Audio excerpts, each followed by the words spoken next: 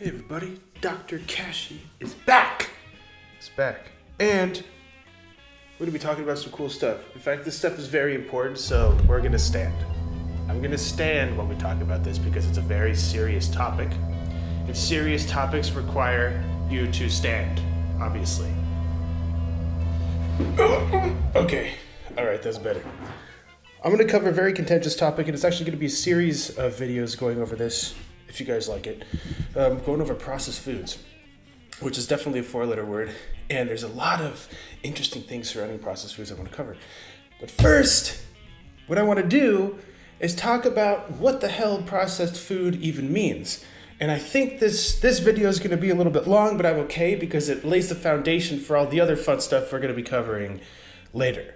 And I'm going to start out with a story. Can you see my face? Let me check. Yes, I'm in the center. Okay, this is good news. Wonderful news. So when my grandfather went to the grocery store, he would come home with discrete meal products. He'd buy like a few Hungry Man dinners, a package of ravioli, maybe a few cans of chili. You know the deal, right? At least dudes. I'll be a little bit sexist here. You're more likely to buy a whole cabinet full of Hormel chili than the ladies are. I'll put that out there. In any case, my grandpa would come home and my grandma would be like, "Chuck, why did you get that stuff? It's all filled with chemicals." And my grandpa would spit right back and be like, "Damn it, woman, how can you spend $250 at the store and not have anything for dinner when you get home?" Because my grandmother would go to the grocery store and she would buy foods that were ingredients rather than foods with ingredients. She'd get potatoes and eggs and oats and apples and pork chops and etc., right? You'd come home and there'd still be nothing to eat.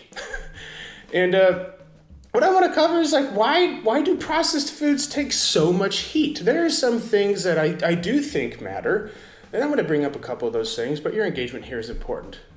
Another story to follow up. I went to a big business conference in a cold October a few years back, and it was held in a Mondo Convention Center at the heart of a Mondo hotel. There were close to like 1,000 people there, a lot of them. Influential speakers came from all over, yada, yada, yada, very important. And the guy that I was sitting next to started making small talk with me, because I guess that's what people do. And he immediately got kind of a smirk on his face when we started talking, and he realized or found out that I was a biochemist. And he pulled out a bright yellow packet of Splenda from the middle of the table, and he flicked it, right, because that's what you do. And he'd be like, "Man, my wife, she'd get so mad if I ate this or any other processed garbage." All right, so similar story between my grandpa and grandma. And we both chuckled because I guess that's what generic married man bonding is about, where you lament about your wife. I don't really do that, but some men do. And we quickly moved on to other topics. And when it came to mealtime in the convention, it was in a nice banquet hall, and I remember the man's comment about being beat up by his wife about eating processed food garbage or whatever he said. And I surveyed the spread of foods we had for our lunch. So for the first course, we had spring salads with dressing. The greens definitely came out of pre-portioned bags. The dressing, which was delicious but did not separate, that was because it's filled with emulsifiers, allowing the oil and water to mix together and not separate. The chicken was delicious. There was chicken with lunch, and it was jerk seasoned chicken, which by some fluke of nature, they were all the exact same size and shape on every plate. Does this mean all the chickens that were devoted to the lunchtime caused the exact same size, every single one, with the same size and shape breasts, all of them? And on the side, there were fresh steamed vegetables. We'll definitely get into fresh later. Maybe they were purchased at the neighborhood farmer's market, but since I was in the middle of Orlando's concrete jungle, something tells me that wasn't the case. They were probably accepted by the giant receivables garage at the back of the Mondo Convention Center, and they were probably blanched, flash frozen, and already chopped up before they were even delivered. For dessert, I had a choice of a bunch of goodies laid out in the back of the hall. That was kind of a grab it and growl sort of situation, where you just walked by the dessert table and grabbed whatever you wanted. And no doubt, these single-serving pie and cake slices were delivered frozen, like the vegetables, thawed out in a fridge the night before, mass-produced, pre-cut and packaged, heavily processed, whatever that means, refined, and filled to the brim with enriched flours. So remember that guy I spoke about a second ago, the guy flicking the packet, lamenting about his old lady, the one that didn't put the Splenda in his coffee because he was afraid of his wife? Well, he opted, instead of the Splenda, to having pre-made, mass-produced packets of extracted, concentrated, baked, anti-caked, pre-portioned sugar in a brown packet. No doubt because brown packets are way more naturaler than white or yellow packets, right? And he also seemed to enjoy the salad, entree, and dessert, same as I did. I'm not worried about my wife yelling at me for eating processed garbage. Also, I thought the coffee was delicious, so I asked the waitress what kind of coffee it was, and she smirked and said, "We just get that giant box of instant stuff from Cisco," which is also the coffee I was drinking with my pal from earlier. So what the heck is going on with processed food these days? Blogs, articles, websites, aggressive short-haired moms named Sharon have all warned us about how toxic processed food is, how many chemicals are in it, how it makes us fat, how it damages our brain, giving us autism and old-timers, all manner of things. It's addictive, the list goes on, okay? And as a scientist, I do find this behavior peculiar because nobody really ever defines what the heck processed food is or means. And that's really what I want to focus on, okay? People generically agree that processed food is bad, having no idea what processed food means to the other person. If you ask a whole room what processed food means, you'll get a whole room of different answers. I would know. I've done it. And I want to share what I learned from that experience, okay? Or that experiment, as it were. Before I do that, as a biochemist, from that perspective, I want to share what I do know, okay? Processed foods are in every single arm of the food supply chain, from seed all the way to mouth. And unless it's in a shiny foil package, the general population has no idea which foods are processed and which foods are unprocessed. And once in a blue moon, sarcasm and brackets, I have to contend with nebulous answers, giving people nebulous answers to hilariously complex multifactorial questions, as I'm sure you have experience with as well. For instance, how do you give a simple answer to, what food do I eat to lose fat? How do you answer that? And you don't answer that, right? It's a fundamentally absurd question. And an annoying egghead like me starts like, well, it depends, because that's what annoying eggheads do. And this person becomes frustrated for asking such an innocent and simple question. I just asked what food. You can't tell me what food to eat, right? But they're completely disconnected from each other, and around the hamster wheel we go. Right, after asking a bajillion people, here's what I cobbled together as common ways to define processed food. This is the answers that I got, okay? There were four different umbrellas. So there's an umbrella where people described the food, which is like herbicided, pesticided, GMO'd, high fructose corn syrup, just add water, cartoons and celebrities and sports figures on the packaging, right? If there's any amount of clever packaging at all, it's definitely processed. Ready to eat, enriched, refined, highly processed, which is definitely a great way to define what processed food is. That was one of the answers. Processed food, from what I have learned, is usually just a stand-in for foods that have higher calories but lower vitamins and minerals, or what less tactful people would call junk food, okay, which we'll talk about a little bit later, and I do think that's an important differentiation to make. The next umbrella was when people purchase food. So we went by how the food looked, now it's when they buy it. So it'd be like anything at the center of the store, right? Everybody's heard that we're like, shop around the perimeter of the store because the middle of the store will kill you, or whatever people say. And the checkout aisle. So basically, the food is on a shelf, in a package, or canned. That's umbrella 2 for processed food. Umbrella number 3 is like, how many ingredients does it have? And how hard are they to say? And how long does the food last? So if it doesn't rot, right, it's going to be processed. If it doesn't rot.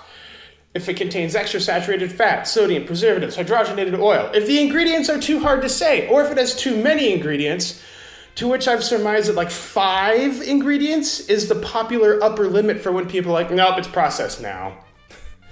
Okay, so the fourth umbrella here is who made the food, why did they make the food, and how does it look? Okay, which is partly similar to the first umbrella, but it's a little bit different. And we're going to go by how it looks in terms of the processing part or the manufacturing part. So is it farmed by a megacorp using big scary machines? Definitely more likely to be processed than to regular people, okay? Machines will cook and prepare the food when the humans don't. Also another one. Profit for the company matters more than the health of the environment. That's definitely something where a person's like, yep, it's processed food, if they determine that the company operates that way. And if all of the foodstuffs or all of the portions of food have the same shape, weight, smell, color, and texture, it is definitely typically lumped into the processed food category as one of the definitions people have. So boxed pasta dinners, sliced cheese, gummies, candy bars, hot dogs, chips, soda, ice cream, frozen dinners, sugary cereal. They all readily meet the criteria above for processed food, I think. Even if you don't really know what processed food means, or nobody in the room has the same definition of processed food, that would probably fall into the processed food category.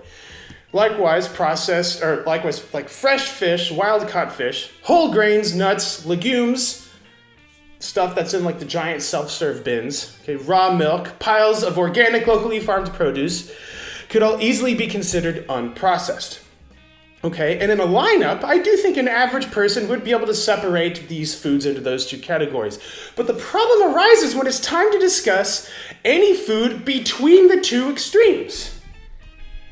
It is impossible to sort out those foods because of all the accepted definitions of processed food are coming from people that are waging the war against processed food to begin with. So remember the dialogue from before, like, what food should I eat to lose fat? Well, it depends. Okay, and a simple answer to any multifactorial, context-driven question is inherently polarizing. And this means you cripple the chance at any sort of productive discussion. And for that reason, I'm going to throw my own definition into the pot, okay? A processed food is a food that has been purposefully modified in any way to improve the quality, make it easier to store, prepare, or eat, make it last longer, boost the shelf life, and make it safer. Make it safer. And this is the accepted definition by most food scientists, engineers, large-scale farmers, and hip public health officials. I consider coffee, oils of any kind, oatmeal, raisins, cured meat, alcohol, frozen juices, high percentage cocoa and dark chocolate, they're all processed foods. However, none of those things fit well into the definitions listed above. Heck, throw restaurant food in the mix and things get even stickier. So what's a nerd to do? What is a nerd to do? A nerd splits processed food into three different categories. From a food science perspective, there are primary processing methods, secondary processing methods, and formulation, which is just a scary word for there's more than one ingredient, okay? Even if the ingredients are food. Primary methods include cleaning food, peeling the skin off, steaming, grinding, pressing, cutting, gutting, butchering. You're increasing the food's edibility, right? Making it fitter to eat. And you may see the term minimally processed foods. That's probably what that is covering. Secondary processing methods include heating, freezing, dehydrated, extracting, fermenting, concentrating. A whole food or minimally processed food ends up becoming multiple ingredients as a result of secondary processing methods, okay?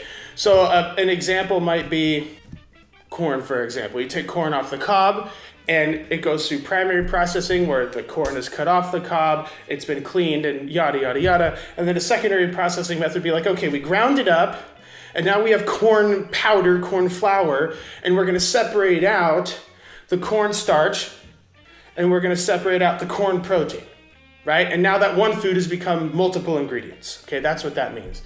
And then last and not least, you have formulation, the big scary sounding word, which is just combining primary and secondary foods to make a ready to eat or almost ready to eat food, which is basically like, okay, now we're taking the ingredients that we separated and we're putting them back together to make something that's edible.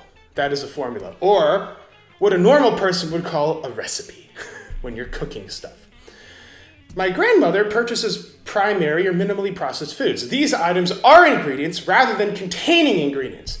My grandfather purchases mostly secondary and formulated food items. They are either ready to eat or take minimal time and energy to prepare. Homemade foods, this is where things get interesting too, like cookies, pies, cakes, bakes, crumbles, and all that stuff. You don't see people bat an eye at those things. Most of the time they have the same, if not more sugar, salt, and fat than their prepackaged cousins.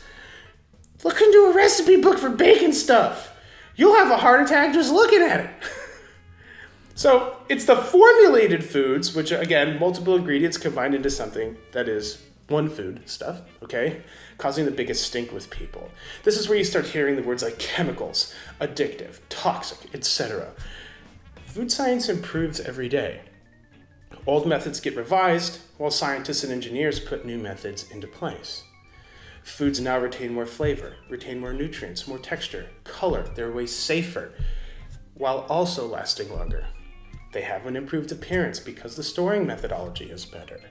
Okay, all these things also make the food appear less processed, which actually makes the company seem disingenuous. Okay, and as a scientist weighing out the pros and cons, more sophisticated methods of food preparation and storage are good. These are good things for public health in the long term, okay? And as a scientist, and as a person concerned about public health, the term processed food needs to die. It needs to die. I don't expect the average person to be as anal about breaking down food processing as me. That's not fair. Secondarily, developing a new term adds to the noise, and it's just unlikely to gain traction, okay? It's just unlikely to gain traction. One term I can get behind, though, is junk food, which we discussed earlier, okay? You don't need a food science degree to understand what that means or have an idea, okay? When you survey people, there's general agreement on what junk food is. The term is still nebulous, but it's light years better than processed food. Okay, is junk food processed? Probably yes. Is processed food junk? Hell no. Hell no. It is not junk. Okay? And putting more emphasis on junk food rather than processed food alleviates a lot of tension, okay? It keeps a majority of the regular person's diet intact, it creates a more intuitive understanding of food choices, and it engenders a more balanced diet, okay? Now, alarmist foodies will lean on a laundry list of scare tactics to intimidate people away from processed food, but not junk food, per se, okay? The terminology is important. The language processed food is what creates the confusion. Do you see how big of a difference that makes? Now you have an idea of what secondary and primary processing methods are versus junk food, okay? There's obviously foods that are made with empty calories, but I also like to have my carrots cleaned and have the bacteria killed before I eat them. All right. And it is our responsibility to keep the pendulum centered. Now, scientists are hardly sure about anything. Believe me, it depends, or I don't understand the question, are my two most frequent answers. But there is one thing that I am certain about when categorizing processed versus unprocessed food, and it is that processed food lasts longer. Okay? Now, in the following parts of this series, I'm going to go further in depth about legitimate food processing. We'll use this information to qualify or challenge the current public opinion on processed food. Now, if you guys are interested in this, let me know. I've got quite a few topics that I'm going to push, that I have kind of squared away that I want to discuss. I am so freaking excited about this. Throw down. Let me know what you think. We are learning together. We will make this better as we go.